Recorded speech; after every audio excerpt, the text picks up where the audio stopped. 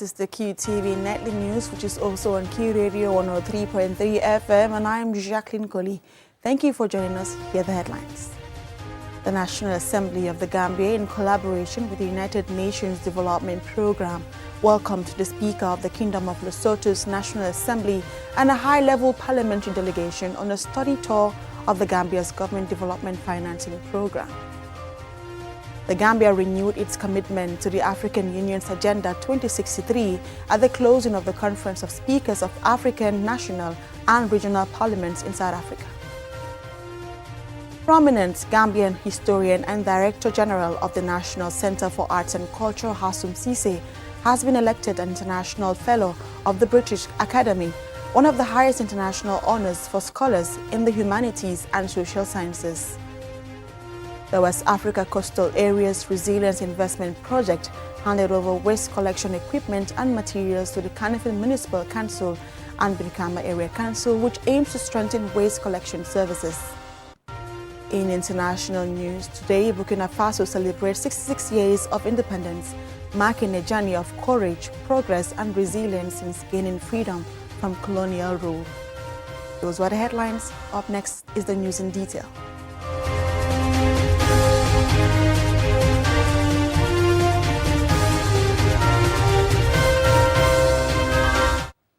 Many thanks for joining us. The National Assembly of the Gambia, in collaboration with the United Nations Development Programme (UNDP), has welcomed the Speaker of the Kingdom of Lesotho's National Assembly and a high-level parliamentary delegation on a study tour of the Gambia's Government Development Financing Programme, a community-driven initiative aimed at accelerating local development and achieving sustainable development goals. Usman Jatta reports. The visit reflects growing interest in the Gambia's Government Development Financing Programme, which channels national budget resources directly into communities to support locally identified development priorities and accelerate progress towards sustainable development goals. During an exchange session at the National Assembly, members of the visiting delegation engaged with Gambian lawmakers and development partners to learn about the programme's implementation, oversight and impact. UNDP Country Coordinator Mandisa Moshalogo unveiled the visit's objective. Here in the Gambia, we have the Program for Accelerated Community Development, in which resources from the national budget are targeted directly to communities to accelerate implementation of the SDGs. The Gambia is one of 3 countries that has been selected for the government of Lesotho to visit. So here in the Gambia, we've had a holistic approach on accelerated community development, and this esteemed delegation has had an opportunity to meet various partners. Speaking on behalf of the visiting delegation, Right Honourable Teohang Sekamani, Speaker of the Kingdom of Lesotho's National Assembly, said the study tour will help his country draw lessons from the Gambia's approach to financing grassroots development. The reason why we came was that we had learned that while the resources in the world are beginning to dwindle seriously, and there is now the increasing phenomenon of donor fatigue, adjustments are being made. Philosophies have changed, strategies have changed, and approaches have changed. Now, the way to go is to talk. And there were countries that were called recipient countries. That changed, and now we speak in terms of development partners. Welcoming the delegation, the Gambia's National Assembly Speaker Fabakary Tombong Jatta reaffirmed the Gambia's commitment to sharing best practices with fellow African countries to promote sustainable development and strengthened parliamentary cooperation. To this level, we hope this is the beginning of a very strong relationship, especially parliamentary relationship between our 2 countries. That's why I'm happy that you're meeting with the FPAC, Finance and Public Accounts Committee. Every government wants to succeed. if people wrap up themselves in the cloth of political parties with a view to make sure that they defraud the country because they belong to government, those people are not government officials. Government does not need those people. They are criminals and they should be prosecuted and then they should be held accountable.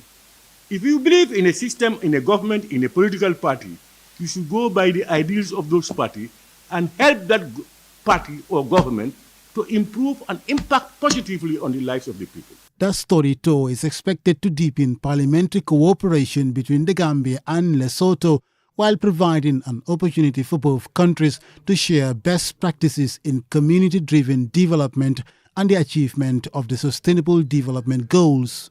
Osman Jatta, QTV News. The Gambia renewed its commitment to the African Union's Agenda 2063 at the closing of the Conference of Speakers of African National and Regional Parliaments in South Africa.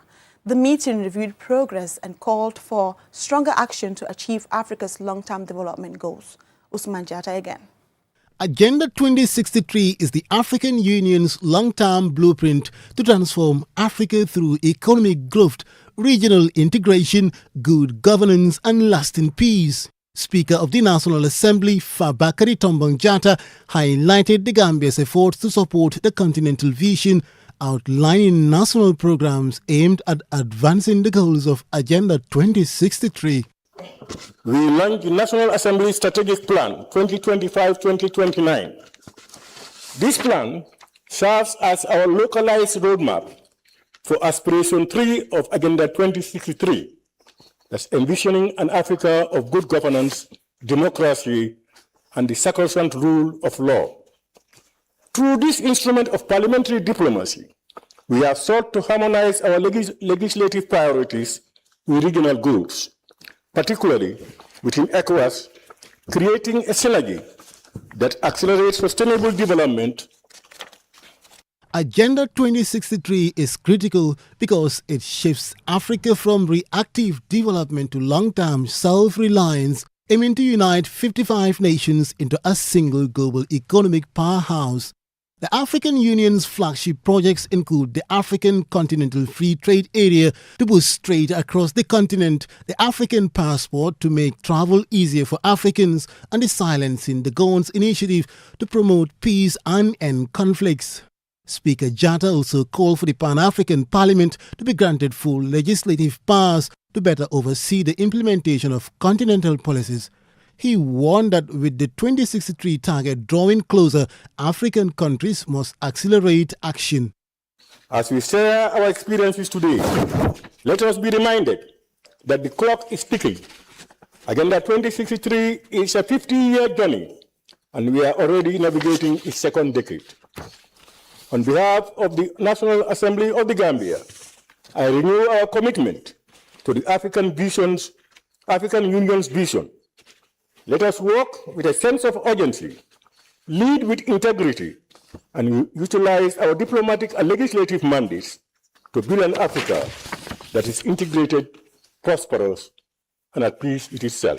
National Assembly member for Fonyi Bintang, Bakary K. Baji, said Africa's development ambitions can only be achieved through dialogue, unity, and peaceful cooperation among member states. The progress of PAP is the progress of the African continent. And it's not just merely words, but then every country should see themselves as the whole, as if Africa achieves, all of us achieve. If Africa succeeds, all of us succeed. And in so doing, we cannot do it through conflict. We can only do it through dialogue. And African countries that are here, once we are fighting one another, then we can't achieve anything. We can only achieve when we sit on the round table and discuss our way forward. With less than 4 decades remaining to achieve Agenda 2063, African parliamentary leaders say the time to act is now. Osman Jatta, QTV News. Prominent Gambian historian and Director General of the National Center for Arts and Culture, Hassum Ceesay, has been elected an International Fellow of the British Academy, one of the highest international honors for scholars in the humanities and social sciences. In an exclusive interview with Mamna Buka, he spoke to him in what about the fellowship entails for him and for the Gambian. She now reports.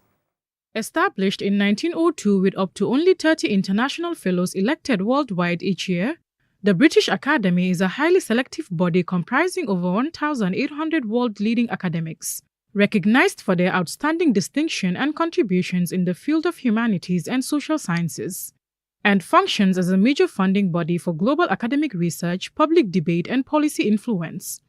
Recognized and elected as a Fellow of the Academy on the basis of his work as a cultural administrator, museum curator, researcher, writer, and advocate for humanities and social sciences, this honor places Gambian historian Hassum Ceesay among an elite group of non-UK scholars who have attained exceptional international standing. Now draped with the responsibility to actively contribute to assessing research grant applications, shaping policy research, and representing academic disciplines globally, Hassum Ceesay shed light on how this fellowship will be used to elevate the Gambia. I will use this, elevated, honor to really work on, promoting the study, and also the interpretation of history and culture. I think it's very, very important, because when a citizen has historical consciousness, then that citizen will also be able to have what you can call patriotic zealings. Ceesay's career as a dedicated civil servant and educator began in 1988, supported by an academic foundation with degrees from institutions across the Gambia, Canada, and Kenya, and worked as part of the Gambia Boundary Commission, chairman of the Gambia National Library Board, and vice president of Writers Association of the Gambia, a path which later led to his role at the National Center for Arts and Culture in 1999, where he currently serves as Director General and engages in the promotion, protection, and preservation of Gambia's history and cultural heritage. Additionally, beyond leading the Gambia's accession to major international heritage agreements, Ceesay has significantly shaped national policy and literary institutions, authored 8 books on Gambian history covering topics like the transatlantic slave trade and women's history, and published extensively in prestigious academic outlets including Oxford University Press and Enact Africa. Hassum Ceesay, citing his impressive background and acknowledging the lack of historians in the Gambia, shared what he will be doing to push more young people to look into it as a fellow of the Academy. Well, I've told the young people, and they tell me that sometimes it's difficult to get scholarship to major in history. So I want to make a personal appeal for more scholarships for young Gambians to major in history at the bachelor's, master's, and PhD level. It's very, very important. We need historians. The history of this country needs to be interpreted. It is for our own good. It strengthens us as a country. When asked about the impact he hopes to achieve years from now, Ceesay touched on his upcoming works. As we speak, I have just completed a massive project. It's called The Shortest History of Africa. I'm also working on the Ghana Boys. I'm also working on the Charo 1944, a massacre of African soldiers in Senegal by the French. And I am giving a Gambian angle to the massacre. So those, in a year or two, those are some of the things. And of course, I'll continue to be a strong member of the Academy. With all the research and the scholarship. Here are Hassum's concluding remarks assuring the public of his dedication to advancing his work through his fellowship. Well, we'll continue to interpret, promote, and protect Gambian history, culture, and heritage. And we'll continue to do this with earnestness and utmost zeal. With this distinguished appointment, Hassum Ceesay not only cements his legacy as a custodian of Gambian history, but also opens new global pathways for the nation's cultural heritage and should serve as an inspiration to future scholars. Mamna Bukar, reporting for QTV News. We will now go for a commercial break. When we return, we have more national and international news stories. Do stay. In today's world, speed matters, but slow internet can hold you back. Now, the future of connectivity has arrived in the Gambia. QCell's Q-Fiber, ultra-fast, ultra-reliable internet designed for the way you live.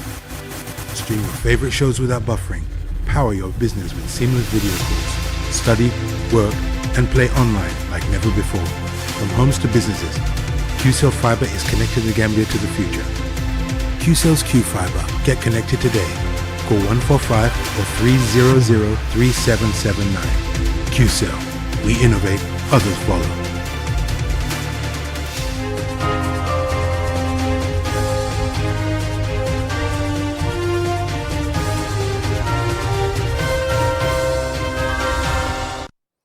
Welcome back. This is QTV News and I'm Jacqueline Collie. Now, efforts to combat indiscriminate waste disposal and reduce flooding along the Kotu stream have been significantly supported as the West Africa Coastal Areas Resilience Investment Project handed over waste collection equipment and materials to the Kanife Municipal Council and Brikama Area Council. The support aims to strengthen waste collection services and bolster climate resilience for more than 200,000 residents along the 11.2-kilometer Kotu stream. Loliam Kamara tells us more. This handover is part of the World Bank-funded West Africa Coastal Areas Resilient Investment WACA project, which is undertaking an extensive intervention to restore and protect the Kotu stream, one of the most flood-prone regions in the Greater Banjul area. Years of improper waste disposal and inadequate waste collection have obstructed the stream's natural flow, heightening the risk of flooding, environmental damage, and public health threats for thousands of nearby residents. To tackle these issues, WACA handed over 319 waste collection items, including tricycles, wheelbarrows, trash bins, tractors with trailers, hydraulic tipping trailers, and a compactor truck. These will be deployed by the Kanifing Municipal Council and the Brikama Area Council to improve waste management in the project communities. Project coordinator Mohamed Lamin Sanyang described the initiative as a vital investment in shielding communities from the growing impacts of climate change.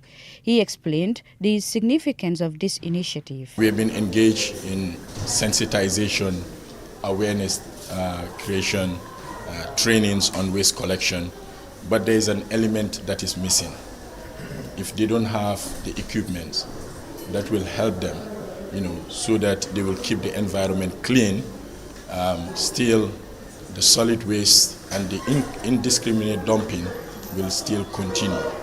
The Chief Executive Officer of the Kanife Municipal Council, Paset Ceesay, and the Chairman of the Brikama Area Council, Yankuba Dabo, welcomed the support, emphasizing the importance of robust partnerships to sustain a cleaner environment and the long-term success of the project. It is a very good partnership, a very fruitful one indeed.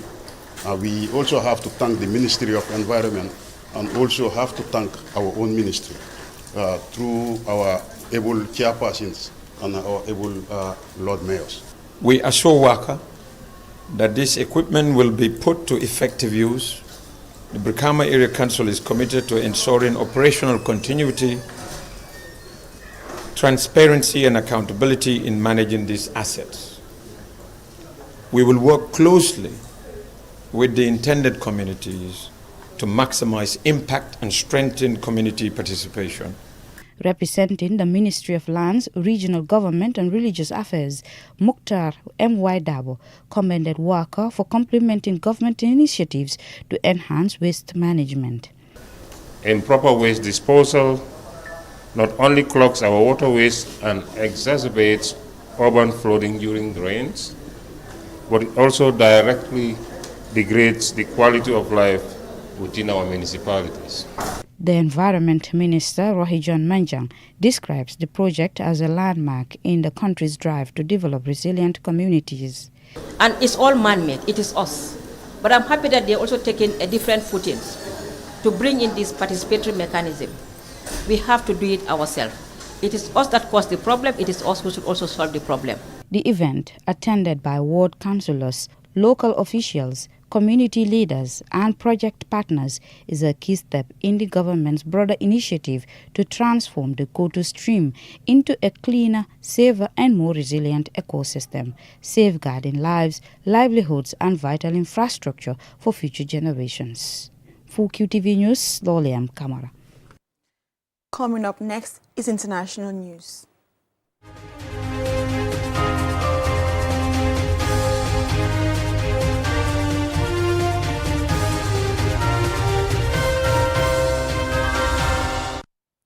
Today, Burkina Faso celebrates 66 years of independence, marking a journey of courage, progress and resilience since gaining freedom from colonial rule. Yafatuke tells us more. On the 5th of August 1960, the country known as Upper Volta gained independence from France. In 1984, it adopted the name Burkina Faso, meaning land of honest people, reflecting the pride and values of its people. Located in West Africa, Burkina Faso is a landlocked nation rich in natural resources, culture and diversity. With about 70 languages spoken, including about 66 indigenous languages, its traditions, music, dance, film, craft and storytelling have become an important part of its identity and contribution to the world. Since independence, Burkina Faso has made progress in developing its economy. Agriculture remains the backbone of the country, supporting millions of people through farming, livestock and cotton production.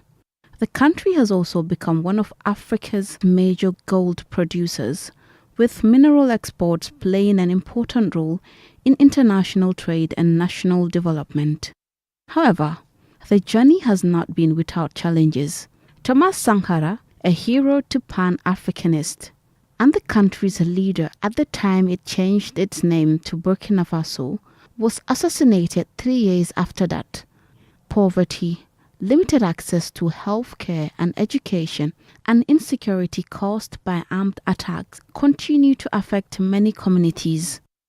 The violence, especially in areas near the borders with Mali and Niger, has displaced thousands of people. In September 2023, Burkina Faso, now led by Captain Ibrahim Tarawale, who came to power in a coup in September 2022, and these two neighboring countries formed the alliance of the Sahel states, signaling their exit from the regional bloc ECOWAS. Since breaking ties with former colonizer France, the country has moved closer to Russia and China. As Burkina Faso marks its 66th independence anniversary, the celebration is not only about remembering the past. It's about recognizing the progress made, celebrating the contributions of its people, and acknowledging the challenges that continue to shape its future. Reporting for QTV News, this is Yafatige. Also in international news, an invasive mosquito species resistant to commonly used insecticides is spreading rapidly across Africa, threatening to undermine decades of progress in malaria control. Scientists warn that the mosquito's ability to thrive in cities could expose millions more people to the deadly disease. Here is Lenisa Gomez. The Anopheles stephansii is capable of transmitting malaria in both urban and rural environments across Africa. A new genomic study published in the journal Science found that the mosquito has developed resistance to all insecticides currently used in mosquito control programs, making it significantly harder to eliminate. Researchers say the species has spread much faster than expected, since it was first detected in Djibouti in 2013. Unlike Africa's traditional malaria-carrying mosquitoes, Anopheles stephansii thrives in cities and remains active throughout the year, increasing the risk of continuous malaria transmission in densely populated urban centers such as Lagos and Kinshasa. Scientists warn that many city residents have little natural immunity to malaria because urban areas have historically recorded lower transmission rates. This could result in more severe illness and place additional pressure on already strained healthcare systems. The impact is already evident in Djibouti, where malaria cases surged from just 27 in 2012 to more than 70,000 by 2020 following the mosquito's arrival. Ethiopia has also reported significant increases in malaria infections linked to the invasive species.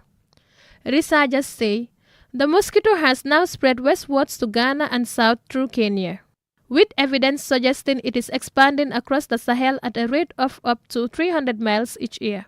Scientists are also concerned that shrinking malaria control budgets, limited surveillance, and ongoing conflicts in several African countries are hampering efforts to monitor and contain the mosquito spread. They are calling for stronger surveillance, increased investment in vector control and coordinated international action to prevent the invasive species from reversing decades of progress in the fight against malaria. Reporting for QTV News, I am Lenisa Gomez. That's all for this bulletin. Do join us again at 10 p.m. for another bulletin. Many thanks for watching and bye.